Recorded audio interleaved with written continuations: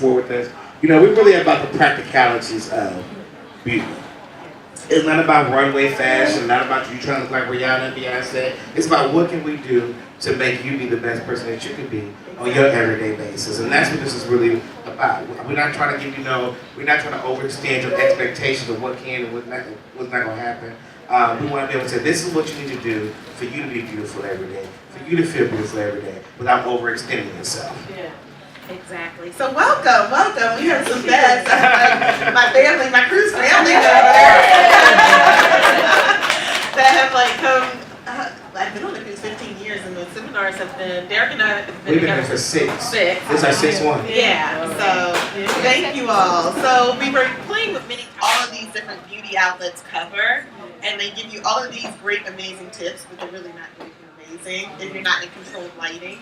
In a controlled situation. So I want to touch on contouring, like pedestrian-friendly contouring, because I really feel like that's one of the latest rages in makeup. But I encourage you to stay away from powder foundations unless your skin is really oily, because otherwise what happens with the powder foundation is it sits on top of the skin most of the time. I recommend if you choose to use a powder foundation, work with it with a powder brush, not a sponge. First put it on with the powder brush, then come back and sponge where you want fuller coverage. But those powder foundations can get tricky because a lot of times they can just sit on the skin and they just live there looking like a powder, not like fresh hydrated skin. And our skin naturally has a glow to it. And okay, you know I'm technical, right? But the last thing I'll share with you is that with powder foundations, usually they naturally have ingredients like titanium dioxide, which is a natural sunscreen. So a lot of powder foundations bounce light. So you may notice that in day to day, you look great in your powder foundation, and then when you take a picture, you're like, ooh, what happened? And that's because that powder foundation has that natural sunscreen, which is bouncing light, which then makes your skin not appear as vibrant as it normally is. So a lot of times women nowadays think that it's the makeup that breaks their skin out. In actuality, it's not the makeup, it's your cleansing regime. And like a lot of women are using products that cleanse their skin, that cleanses their skin, but it doesn't break down makeup. So you have to make sure that if you are a makeup wearer, you're using a product first to remove your makeup, then a product to cleanse your skin. You know, one of my favorite products out there, I love Bobbi Brown's cleansing oil at night. Like, it's an oil, it takes off all of your eye makeup, it takes off all of your makeup. It's like a one-stop shop. If you go to the gym, you can use it when you get to the gym in the morning or after work. Just massage on the skin, rinse. I also love, it's by Philosophy, and it's Purity is amazing. Purity is another really good one. And Philosophy also has, it's like this exfoliant cleanser. You can use once or twice a week. So I don't recommend using it every day, but especially if you wear makeup, you want to make sure you're exfoliating 2 to 3 times a week with a gentle exfoliator. And I'm not talking about the apricot like scrub. If you're doing something like that, that should be like once a week. But something that has just like soft granules in it that can exfoliate, and that will also help get off extra makeup, because where we tend to hold makeup is in our hairline. And I don't know if you can tell me this, but I have this theory. Saying Derek, you know, Derek. But like, I have this theory where I do believe, like, whenever I don't get all of my makeup out of my hairline, I feel like it affects my hairline and my hair. Like, no. Well, the thing is about that with the hairline, what happens is, like most black women, you know, the edges of the hairline is very weak. And the reason being is because that's where you touch the most at, that's where you brush, that's where you pull back, all those things. So it's years and years of you pulling back your hair, brushing your hair, combing your hair, you're touching your hair. So your whole hairline is always weaker. If you notice from like the middle of the top of your head up, it's always a different texture than all this back here. And the reason, this is your natural texture of your hair. This is what your hair really is supposed to be like, but it's all the brushing. Like, you trained your hair to be straighter around the edges of your hair. That's why it is that way. So that's why when people say, well, what can I do to get my edges back? Leave them alone. You really have to just really stop touching it. A lot of women, they want to get their hair back to when they was like, oh, when I was 12 years old, my hair was beautiful. And so you said, well, what did you do when you was 12? Didn't do nothing. You didn't do nothing. But now after you relaxed and you braided, you pulled, you tugged, you colored, you did all these things to it, your hair just weak. So once you just take step back, I don't necessarily tell everybody do the big chop because that's just a lot for some people. Like, I don't push that. But I do push, you really figuring out what the natural texture of your hair is. Because for women for so long, no matter how old you are, you've been relaxing your hair for that long. So women, it was a woman I was talking to on the boat early when I first got. She was like, I didn't even know my hair was curly. My hair used to be nappy, but it's curly now. I said, no, sweetheart, it's always been curly. Your mama didn't want to deal with it, so she told you it was nappy. So she could relax your hair. Around my wrists, like this. And then I'm moving it outward. That's resistance, right?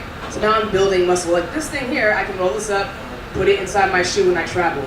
Or if I'm at work, taking a break at work. So I'm gonna pass it around. So you're gonna see, this costs 50 cents, right? But you can put this around your ankles and do squats with it. What you're doing is you're creating resistance, and resistance is gonna help build muscle. So this for you will be something that you put around your ankles. I'll show you some moves after too, or maybe even tomorrow morning. So resistance training is another one. If you don't like to run, you can jump rope. If you don't like to jump rope, you can walk. Walk faster to increase the intensity. You can walk uphill to increase the intensity. You can walk through water to increase the intensity. You can walk on sand to increase the intensity. So it's not always about adding, it's about using the space differently to create a creative way to approach exercise so you don't get bored and so your body doesn't get used to it and then plateau. I have a question. And I walk like 2 miles a day. And then I've also increased, I run 11 minutes of that. My sons get on me all the time because I don't stretch before I start out. I don't like stretching. I'm thinking that when I start going slow, to warm up, is that not enough? Do I have to stretch?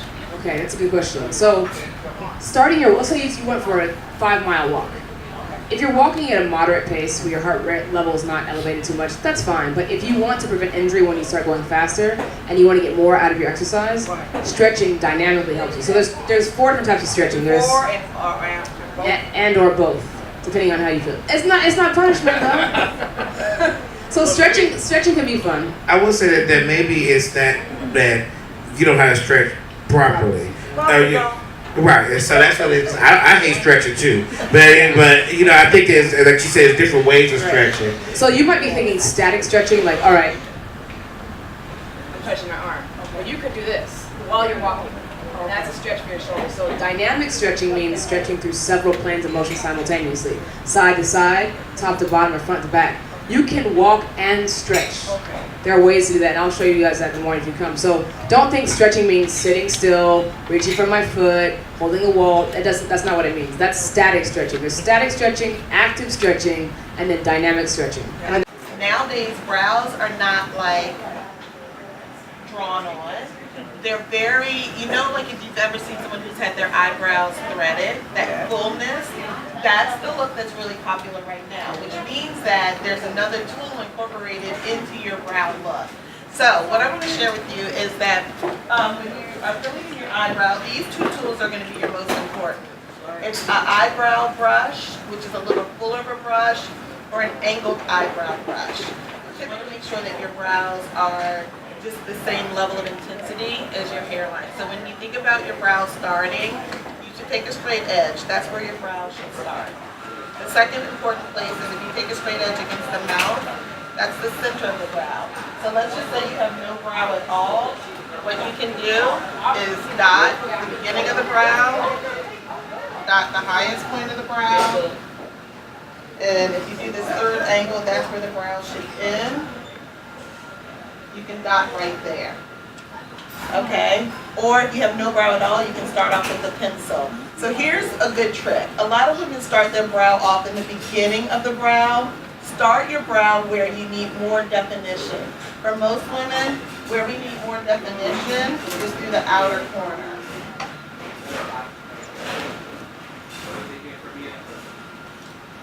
So do you see how I'm not starting in the beginning of the brow?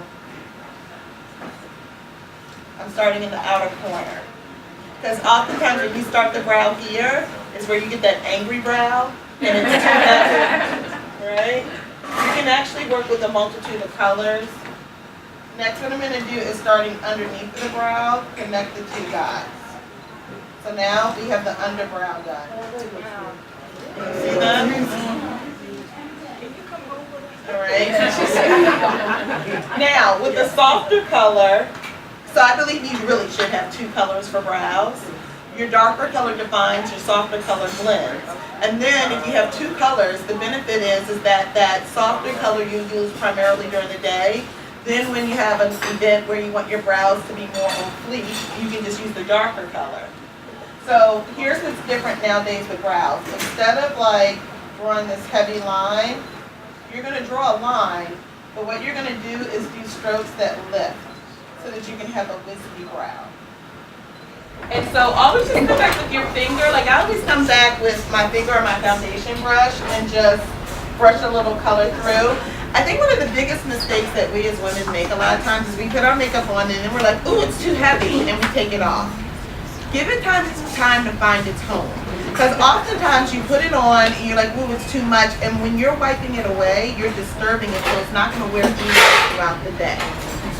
So put your makeup on, let it live. Then if you feel like it's too much, and I'm speaking of foundation or blush, once you're dressed, come back and blend it down with a brush. But the moment you start wiping, it's not going to wear evenly throughout the day, and it's not going to look even on the face. Talk about eyelashes. Oh, do you want me to? You know how I feel about that. So, oftentimes, I love lashes. I think, once again, controlled environments, right? So lashes are amazing for the right environments. I think right now, a lot of women are so obsessed with lashes and so obsessed with quick beauty that the problem is that they put lashes on and nothing else. And so for me, being in the beauty industry, I don't find that beautiful. I find it like someone who just took a weave and shook it and put it in and never took the time to like style it or give it life. So if you're a person where you wear lashes and you're finishing off the face with your brows and your powders, that's a beautiful thing. But if you're just putting lashes on and nothing else, it's an unfinished look to me. Making sure they're lashes that enhance the eye shape and your hairstyle versus lashes that are there. I'm just a person where I feel like everything we do sends a message and it serves a purpose. So like if it's just lashes. Character treatments are another alternative to hair straightening. So, like for you, if you got a character treatment, what we'll do is that it will smooth out your curls. It would take the frizz away. It would give it it basically will tame it for you. And it lasts about 4 to 6 months before you have to get it reapplied again.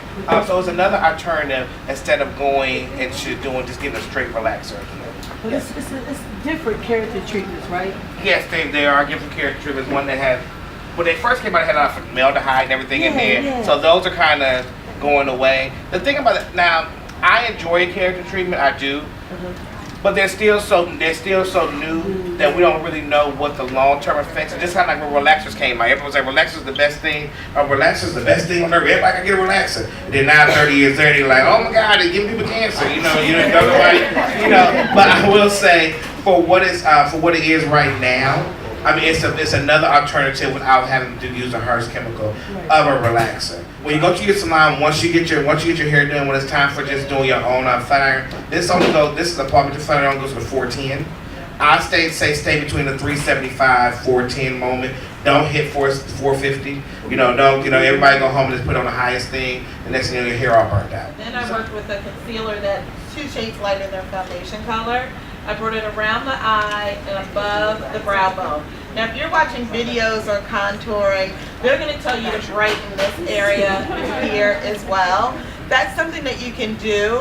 One of the things to keep in mind is that this is normally what we call in photography or archery when you're on set a hot spot, meaning it's a spot that collects light, right? So a lot of times we spend a lot of time matting this down so it doesn't bounce without any lipstick on, and you will never go wrong. because this is the one thing that you can refresh throughout the day, and it will always make you like radiant. And when you're applying your blush, smile. It's like up, up, down, down, up, up, down, down. But we will do this again Saturday morning. What's up, y'all? My name is Ben Ford. I'm from Milwaukee, Wisconsin. First time on the Tom Joyner Cruise, and I'm having a blast. What's up, it's your boy KODI here, Chi-Town. You know we dance with it, skate with it. Now let's step with it. Let's go. Let's step with it. Cross it up. Let's step with it. Reverse it back. Let's step with it. Shuffle to the side and bounce with it. Gon' get low one time. Let's step with it. Take it up. Let's step with it. Take it back. Let's step with it. Shuffle to the side and bounce with it. Bounce with it low one time. Oh yeah, come on. Reverse it back. Shuffle to the side.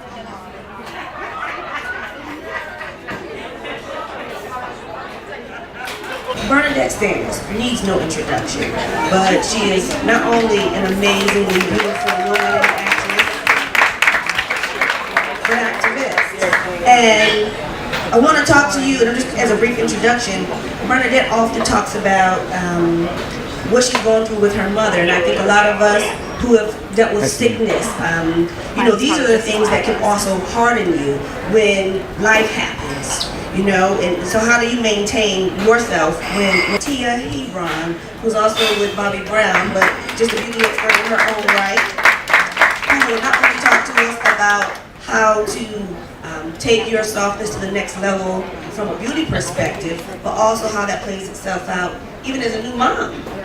I don't know if I can say chef, but I'm working on it. She's working on it. I'm earning my stripes. She's a mother and a wife and very busy.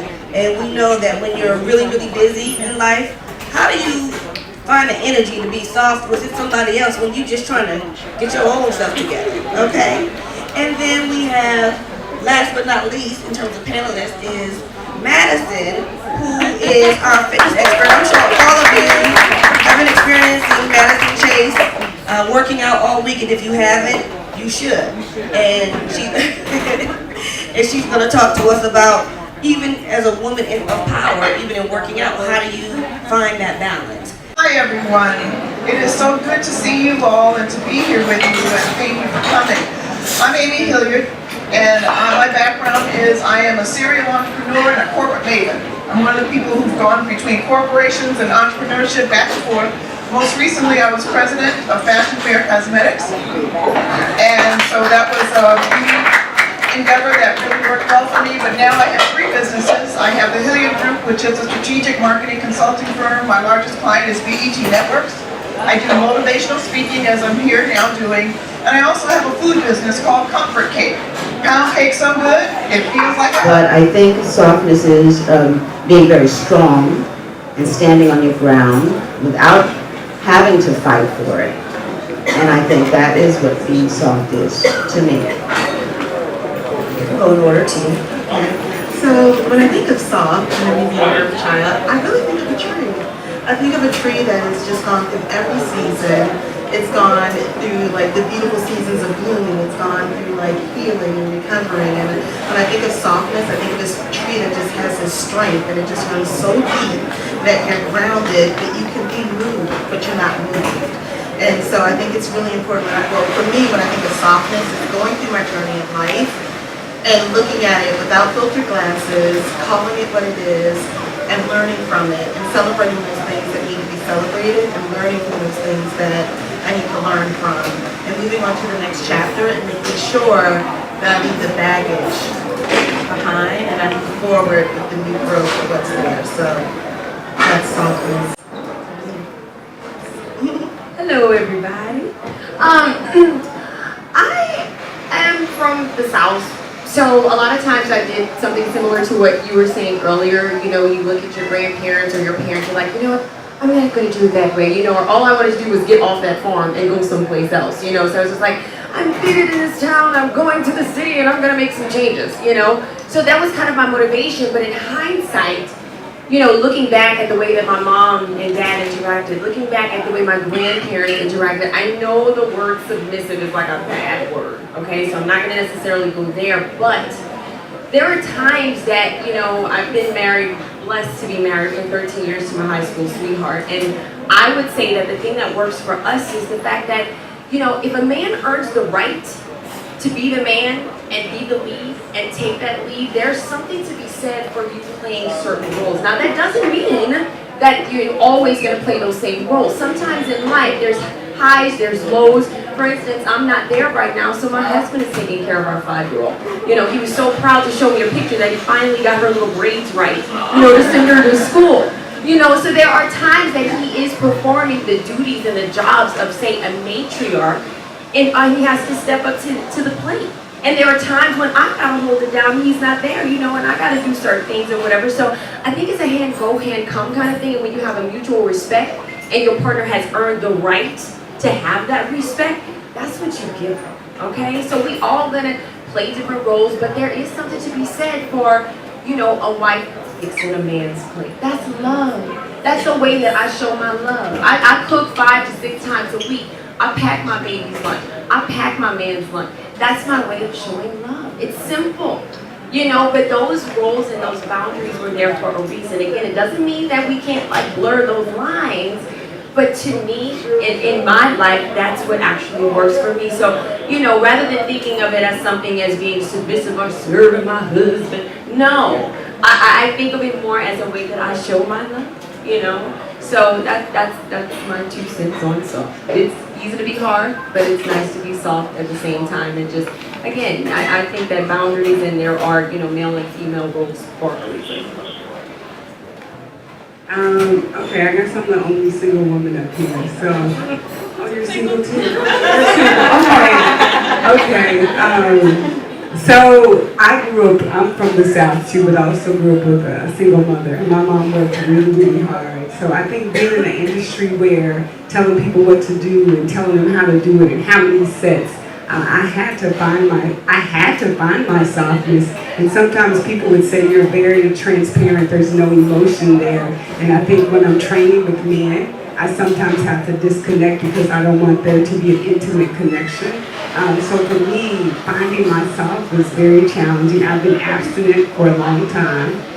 So that's a whole other side of being soft in Los Angeles, California, y'all. That's a hard place to be abstinent. So dating has really been a struggle. So finding myself for me has been allowing myself to forgive the fact that I'm still single and not married and no kids and I got a puppy and not a baby and I want a baby. So I think for me, finding myself has been a really challenging place because I sometimes judge myself for being single. And people are like, have you prayed enough? I'm like, yes, I've prayed enough. Have you asked your friends about men? Yes, I've asked my friends about men. So for me, finding myself it's still a process for me, an ongoing process when people have these expectations of where you should be at a certain age and having babies. So it's still a process that I'm going through and that I'm having to learn being in Los Angeles, which is completely different from the South.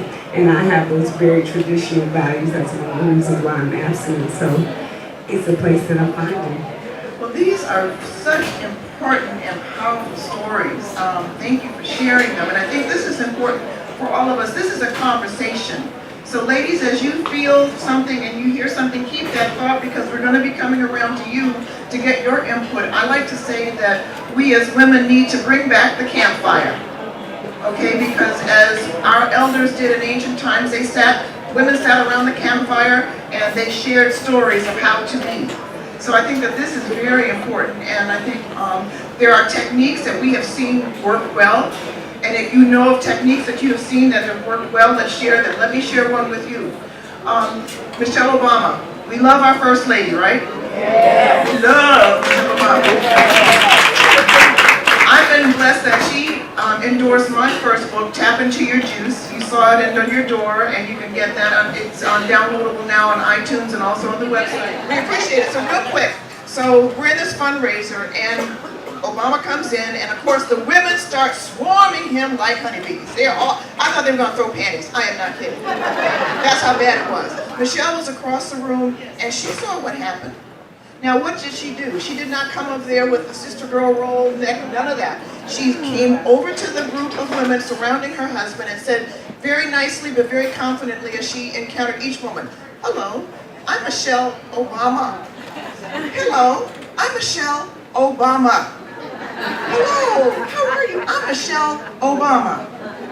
In other words, she directed her power with a very good message that, yes, I am the Mrs. Obama in the room, so you need to back off. And the women just respected her tremendously. With it, cross it up, let's step with it.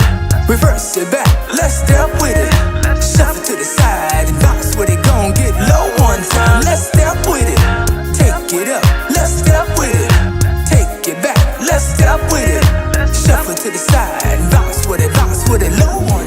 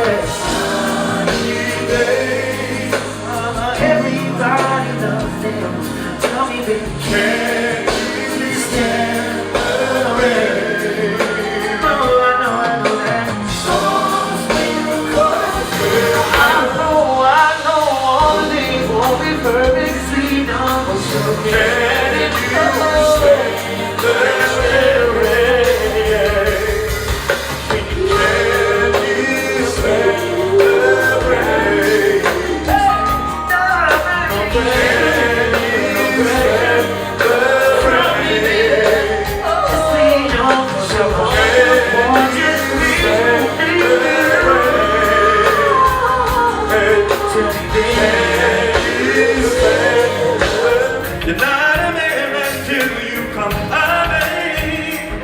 When giving up our teenage years, in an effort to pursue our good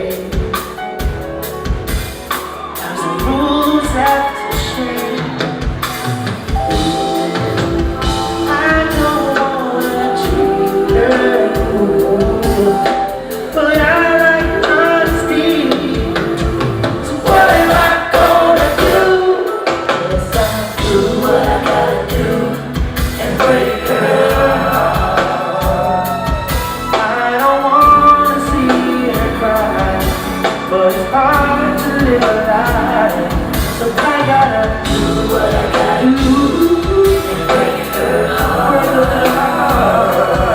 Oh, girl, the best thing is for us to be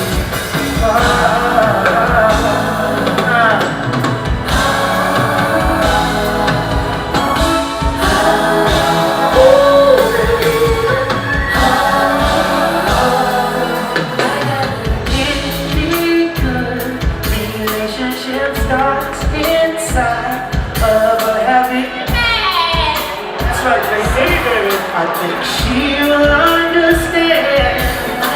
So if I tell her straight up that she can't only respect me, even if we don't agree.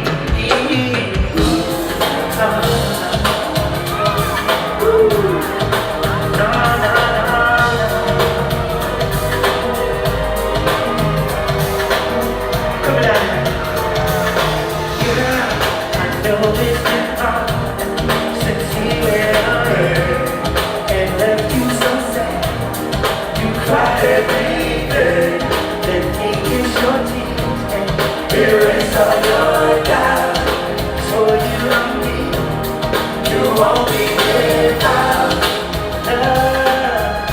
That's what I'm saying. Don't need a man that'll give you money. Come on, girl.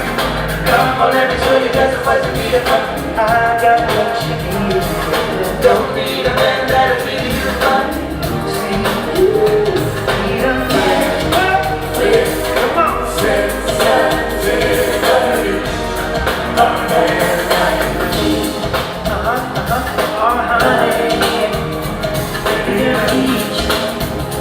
Oh, you know, I got you there. Sing it, baby. What you say, baby? Oh, baby, you need a man. Come on, sensitivity. You need a man.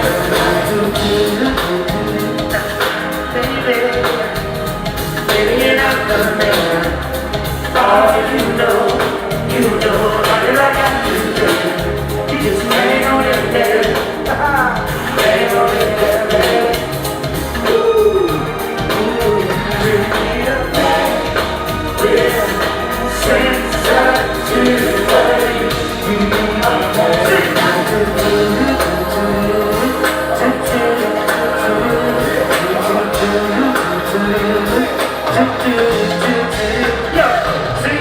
Someone who's there like a gentleman. If anybody can fix the description, baby, I can. So one who cares and dares to give himself a twin. You gotta admit, yeah, man, sensitivity, baby. Not any man born to sensitive, that's what I can give. You need a man. Not any man born to sensitive, that's I can. You need a man. I'm a gentleman at heart. You need a man. Man, so you just say, yeah, man. I get behind you, you're inside your man. Power on, did you understand?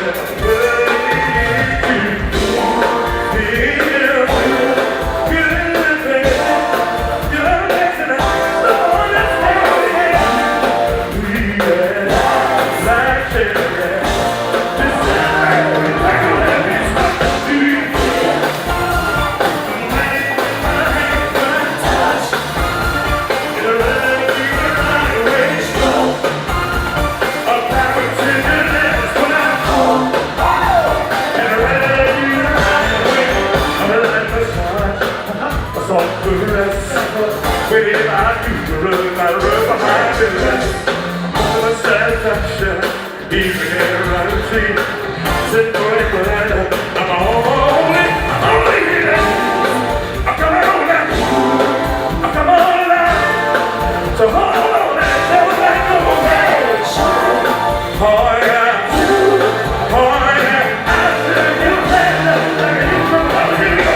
Do you feel?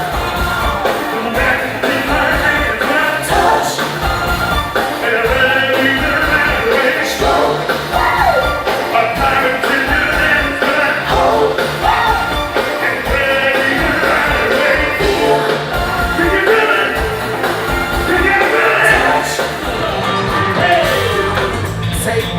look at me. Tell me, do you like what you see? Do you think you can? Come on, ladies. Do you think you can? Trust me, baby. Touch me all over. Girl, what makes you think you can't deal with me? Who you think you can't fool me?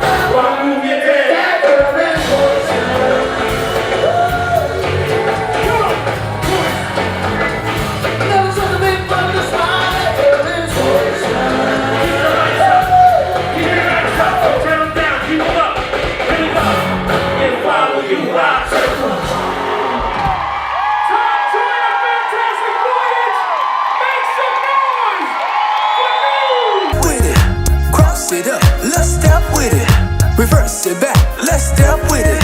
Shuffle to the side and bounce with it. Gon' get low one time, let's step with it. Take it up, let's step with it. Take it back, let's step with it. Shuffle to the side and bounce with it low one time.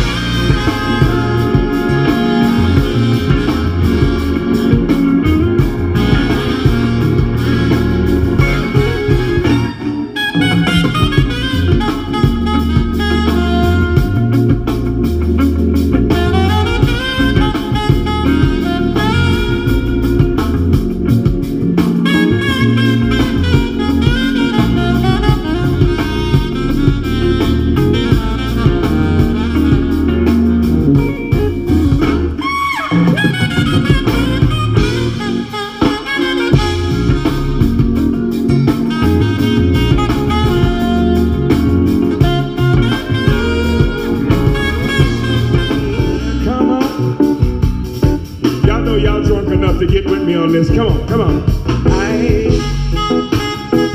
Come on, guitar player, you know what I'm doing. Yeah, well. Who know the words? Say on my crazy straight to hurt you.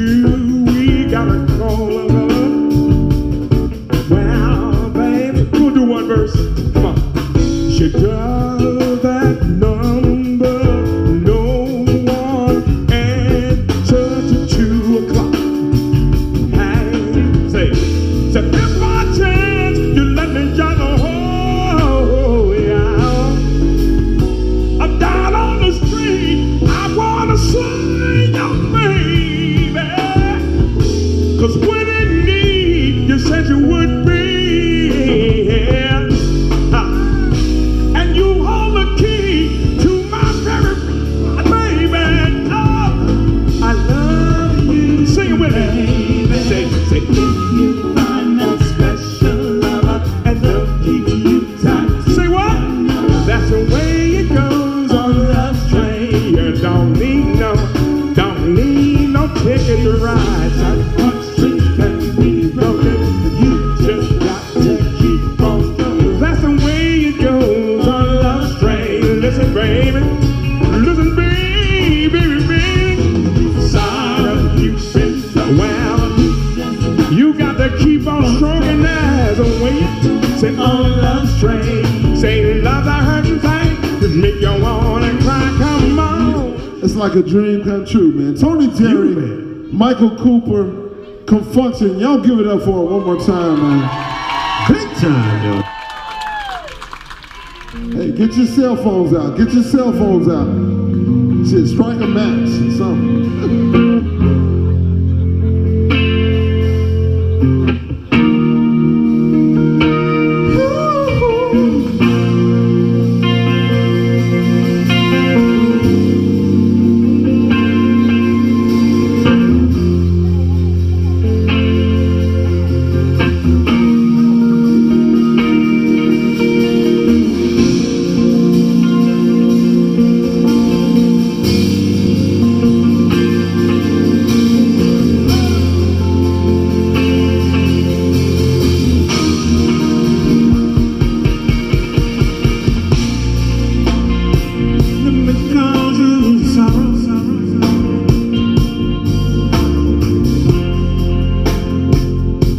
Cause you pain.